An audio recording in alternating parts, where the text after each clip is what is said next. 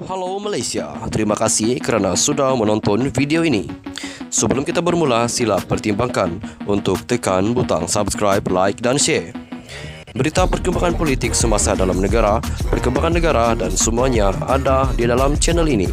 Terima kasih kerana sudah menonton. Hai, hello Malaysia. Selamat petang tuan-tuan dan puan-puan. Terima kasih kerana anda masih terus setia berada di dalam channel Elvino ISTV. Jangan lupa untuk tekan butang subscribe, like video ini dan jangan lupa untuk share video ini, tuan-tuan dan puan-puan.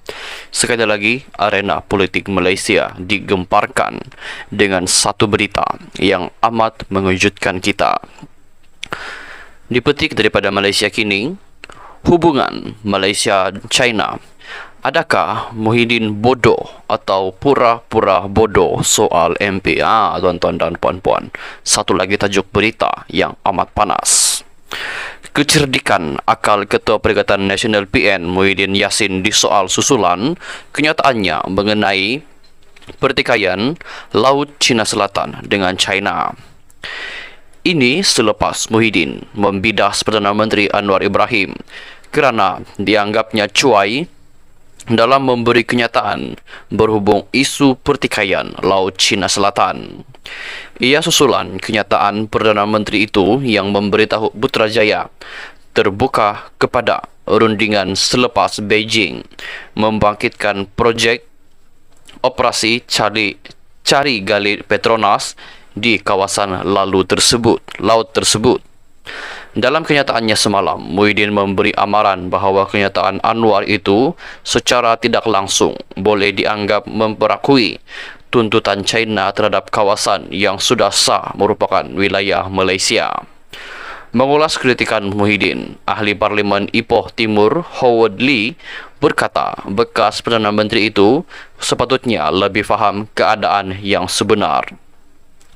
Saya tidak tahu sama ada Muhyiddin bodoh atau pura-pura bodoh kerana sebagai bekas Perdana Menteri, beliau sepatutnya tahu bahawa dalam perihal hubungan antarabangsa, ia melibatkan urus takmir, pertemuan dan timbang tara untuk menyelesaikan atau setidak-tidaknya mengendurkan ketegangan dalam sesuatu isu, termasuk tuntutan bertindih di Laut Cina Selatan, katanya pada Sabtu kenyataan.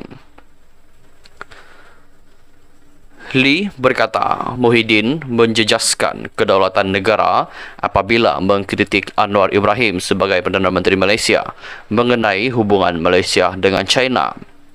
Apabila berhadapan dengan kuasa-kuasa besar, bahasa diplomatik adalah amat penting untuk memastikan hubungan harmoni dapat dikekalkan. Saya yakin Tan Sri Muhyiddin Yassin sebagai mantan Perdana Menteri yang banyak pengalaman politik tentunya cerdik, pandai dan bijaksana.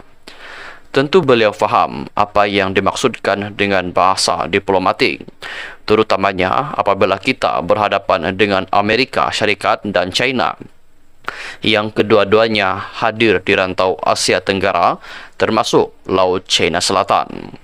Sayangnya, Muhyiddin yang kini mengepalai gerombolan pembangkang Perikatan Nasional hanya berani bermain politik kotor. Demi secebis undi, beliau telah memperjudikan keselamatan negara, memalukan nama baik Malaysia, melakukan sabotaj ke atas hubungan dua hala antara negara kita dan juga negara China, serta menjejaskan usaha ASEAN untuk mengekalkan keamanan rantau ini, kata Lee. China sebelum ini menegaskan bahawa penerokan minyak dan gas Petronas telah merangkumi laluan laut antarabangsa, termasuk sebahagian kawasan tuntutan Republik itu dari 9 garis putus yang melintasi Laut China Selatan. Mahkamah Timbang Tara tetap di The Hague memutuskan pada tahun 2016 bahawa penetapan sempadan 9 garis putus itu dibuat tanpa asas undang-undang.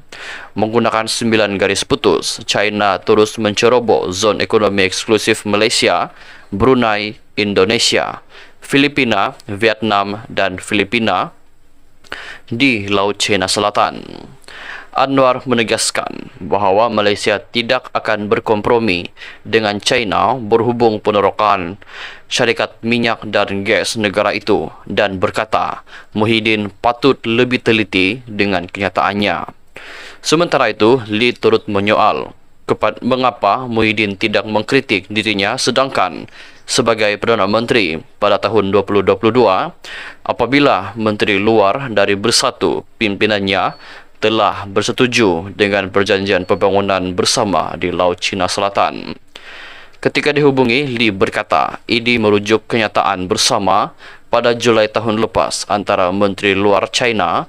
Ketika itu, Wang Yi dan rakan sejawatannya dari Malaysia, Saifuddin Abdullah, bahawa kedua-duanya membina konsensus untuk mempercepatkan perundingan mengenai kod etika di Laut China Selatan dan bersama-sama membina Laut China Selatan untuk menjadi laut keamanan dan kerjasama.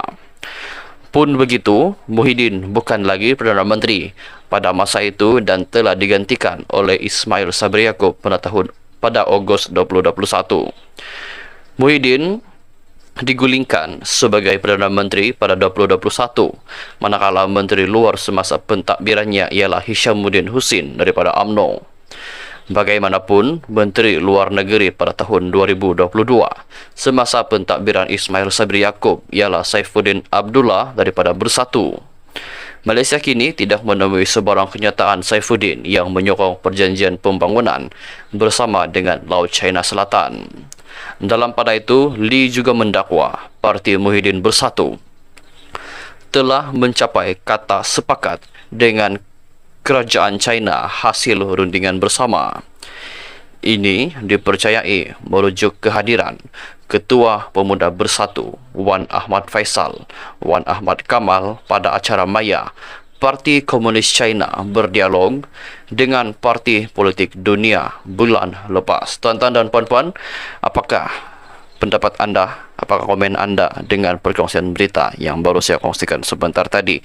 Adakah anda setuju ataupun anda tidak setuju? Anda boleh tinggalkan semua pendapat anda di ruangan komen di bawah.